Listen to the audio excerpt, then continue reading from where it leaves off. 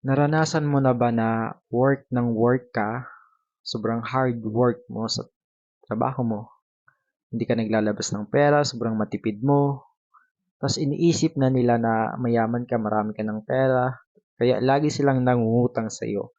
Kapag sinasabi mo naman na wala kang pera or may nilaanan ka sa pera na yun or pinadala mo, hindi sila naniniwala. Kasi hindi ka nakikita nila na gumala, lalo na kapag matino kang tao, hindi nila nakikita na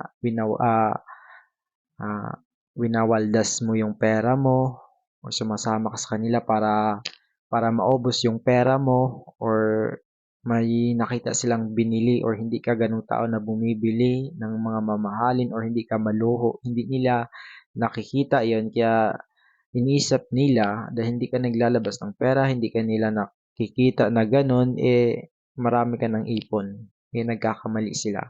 Kaya nga nagwo-work hard ka, kaya nga gano'n yung ugali mo, dinidisiplina mo yung sarili mo kasi need mo yung pera.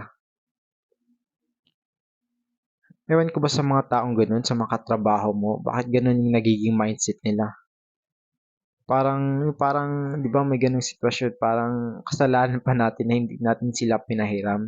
Kasalanan ba natin yung pera nila, inubos lang nila sa sugal, sa paggala, sa pagiging maluho nila.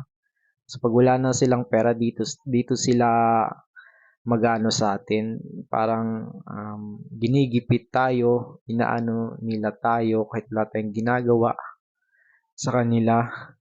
Inaano tayo na, "Uy, pahiram naman ng pera," ta's hindi tayo papahiram, magagalit, yung gano'n. Na porket hindi tayo naglalabas ng pera, ang dami na nating pera. Kaya nga hindi tayo naglalabas ng pera kasi kailangan natin ng pera. May pinaglalaanan tayo at hindi natin ginagawa yung ginagawa nila kasi marunong tayong humawak ng pera, eh. Iba yung mindset nila sa mindset natin. Hindi sila ready, ikaw ready ka. Kaya kung may na-experience ka sa gano'n, hayaan mo sila or ang mas maganda sabihan mo sila ng totoo.